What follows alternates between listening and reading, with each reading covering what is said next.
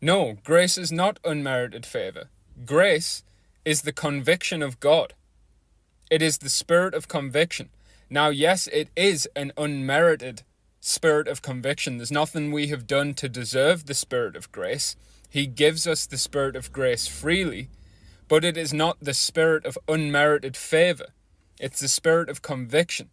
Now, when you go, you can read through Paul's letters, and off the top of my head, Paul says that you can do despite to grace. You can fail grace. You can frustrate grace. You can, there's another one. Do despite, frustrate, fail, fall short, I think is.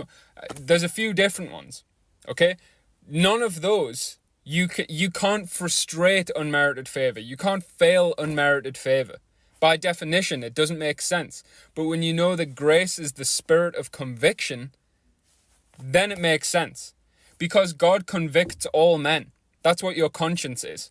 When you think, oh, I shouldn't have done that. That was bad. I shouldn't have said that. Whatever. That's God's spirit of grace. So he convicts all men. And if you listen to that spirit of grace, and if you follow through with it and you obey it, then you start obeying God. Then you receive the spirit of truth. And then if you receive the spirit of truth, then you're actually going to be able to understand the Bible. Then you're supposed to fulfill the royal law. And if you don't fulfill the royal law after you've received the spirit of truth, then it gets taken away from you. See, the spirit of truth is the second comforter.